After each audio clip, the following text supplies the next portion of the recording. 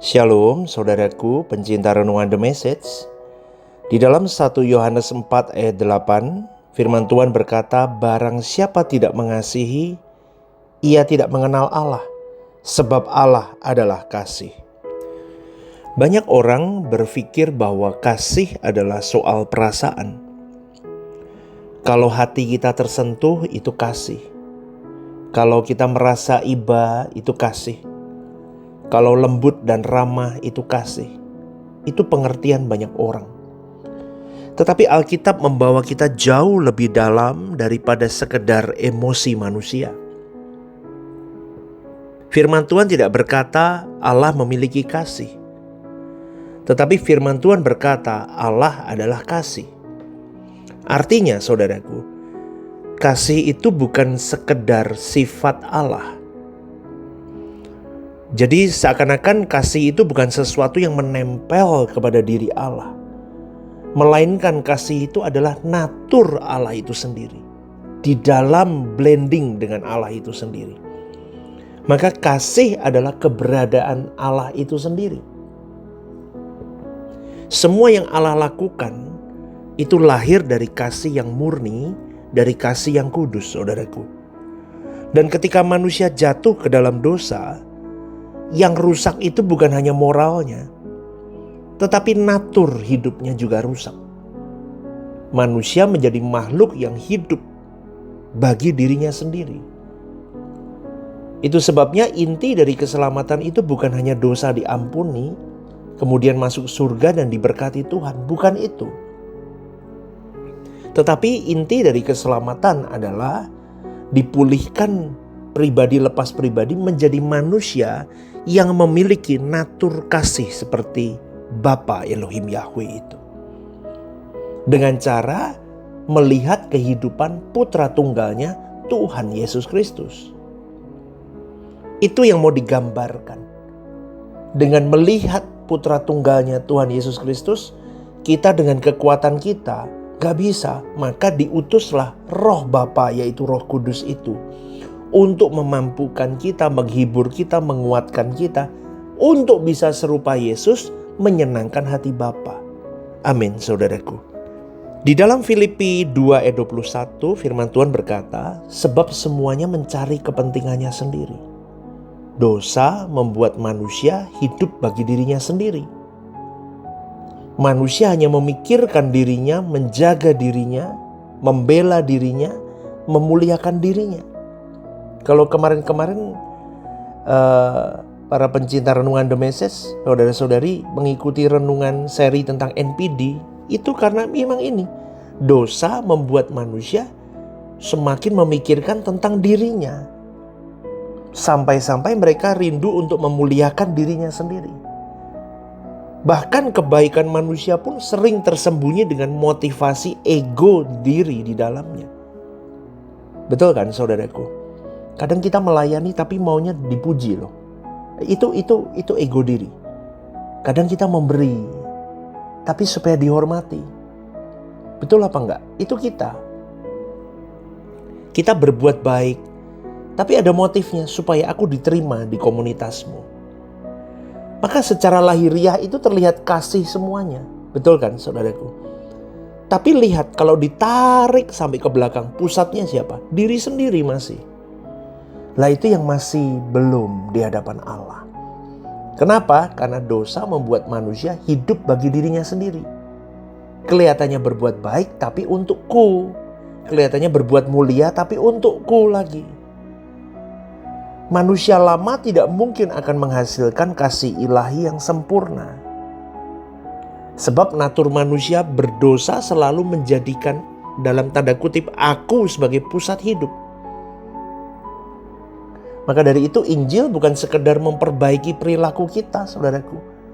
Tetapi Injil tujuan utamanya adalah mengubah karakter natur kita. Tuhan ingin membawa manusia kembali kepada rancangan Allah semula. Menjadi gambar Allah yang hidup dalam kasih. Jadi semoga Anda mengikuti renungan-renungan sebelum-sebelumnya dari NPD sampai di hari ini. Dan terus ke depan. Ini berkolaborasi. Tuhan ingin membawa kita pulih, saudaraku. Kalau kemarin dari renungan-renungan NPD kita sadar bahwa ternyata aku masih banyak hal. Ke-NPD-anku benihnya itu bertumbuh lebat. Ayo kita berubah. Sampai kita mengenakan natur Allah. Bisa kok ya, asal kita bersama dengan Roh Kudus. Dalam 1 Korintus 13 ayat 5 firman Tuhan berkata, kasih tidak mencari keuntungan sendiri. Kasih sejati itu selalu keluar dari hati yang tidak berpusat pada diri sendiri. Ini sangat dalam loh saudaraku. Maka kasih sejati yang datangnya dari Allah itu tidak bertanya apa untungnya bagiku aku lakuin ini. Apa balasannya bagiku aku lakukan ini. Atau apakah aku dihargai dengan aku melakukan ini. Kasih sejati tetap mengasihi bahkan ketika kita tidak dipuji. Kita tidak diberi aplaus. Kita tidak diperhatikan. Kita tidak dibalas kebaikan kita. Tapi itulah kasih Kristus. Karena kasih Kristus tidak menuntut balasan di dalam setiap pemberian Kristus, bahkan sampai nyawanya. Amin. Dia tetap Yesus yang kita kenal sampai hari ini, yang memberikan teladan kepada kita. Bahkan sampai orang menyalibkan dia, menghina dia, meludahi dia, menolak dia. Kasih Kristus tidak bergantung kepada respon manusia siapapun. Dia bergantung kepada respon Bapanya. Seharusnya kau dan saya begitu sebagai pengikut Kristus. Sebagai anak Bapa, anak Elohim Yahweh. Amin saudaraku. Kasih Kristus berbeda dengan kasih dunia. Kasih dunia mengasihi karena tertarik, mengasihi karena nyaman, mengasihi karena apalagi ada untungnya, mengasihi karena berguna bagi dirinya, mengasihi selama aku tidak terluka. Itu kasih dunia. Ada mutualisme di dalamnya. Ada simbiosis mutualisme kasih dunia itu. Transaksional. Tetapi kasih Kristus tetap mengasihi saat aku tidak mendapat keuntungan apapun dari apa yang kulakukan. Aku tetap memberi saat aku tidak dihargai. Aku tetap setia saat aku dikhianati. Nggak ada untungnya aku sama dia ini. Tapi aku tetap memberikan kasih Kristus. Yohanes 13 ayat 1 berkata, ia mengasihi mereka sampai kepada kesudahannya. Kasih Allah bukan kasih musiman. Bukan kasih berdasarkan suasana hati. Bukan kasih bersyarat. Kasih Allah adalah keputusan hidup yang harus kita pelajari. Karena tanpa perubahan natur kita, saudaraku, manusia tidak mungkin mengasihi seperti Kristus mengasihi. Tanpa perubahan natur, manusia tidak mungkin mengasihi seperti Bapa mengasihi. Banyak orang mencoba mengasihi dengan kekuatannya sendiri. Akhirnya dia lelah, saudaraku, di tengah jalan.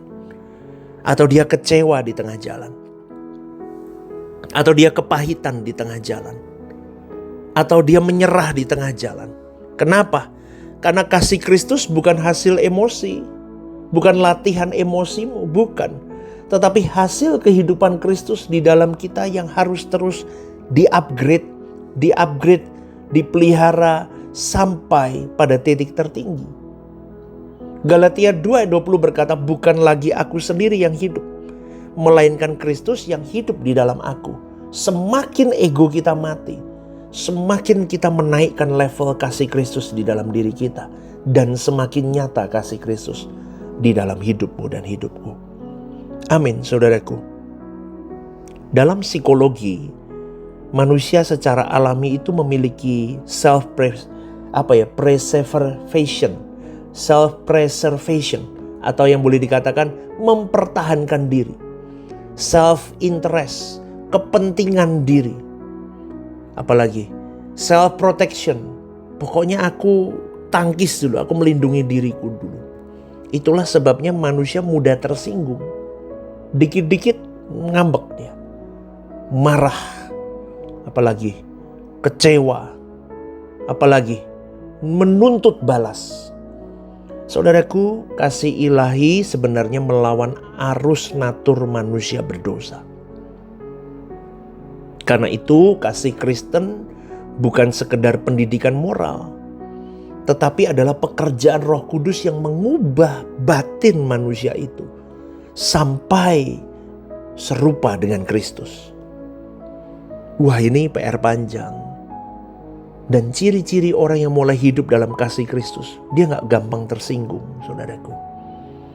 Kalau kita masih gampang tersinggung, ayo semakin lebih lagi ikut Kristus, minta Roh Kudus pimpin.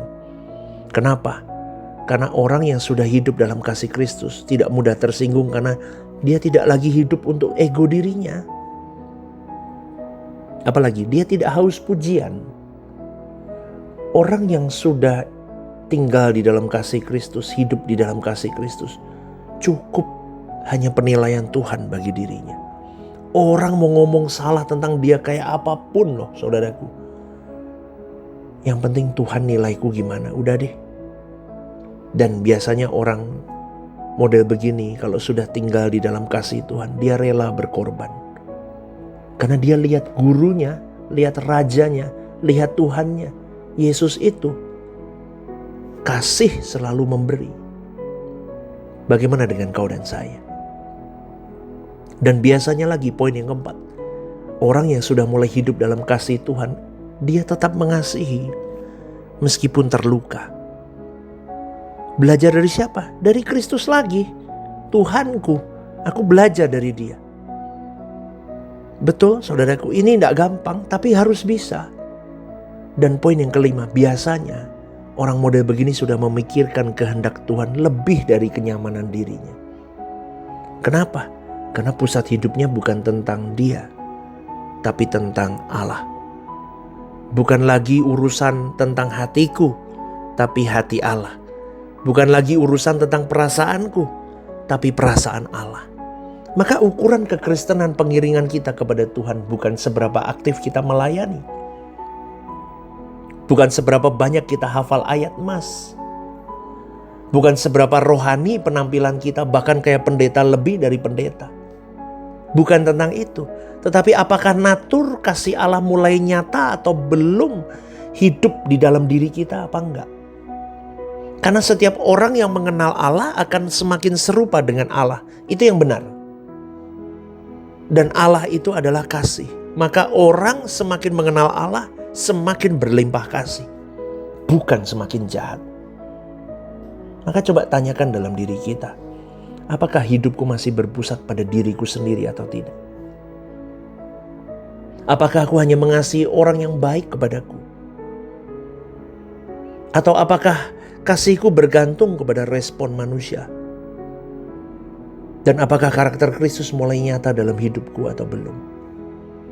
Semoga renungan ini, saudaraku, membuka cara kita melihat kehidupan kekristenan kita. Karena kasih itu bukan perasaan, tetapi natur Allah sendiri. Maka pastikan kita ketika kita mengiring Kristus, menyenangkan hati Bapa, kita terus berjuang mengupgrade kasih sampai menjadi natur dalam diri kita. Karena hidupmu dan hidupku perwakilan Allah di bumi ini. Amin ya saudaraku ya. Semoga jadi berkat renungan ini. GSKI Rehoboth Semarang, One Vision, One Heart for Harvesting. Tuhan memberkati.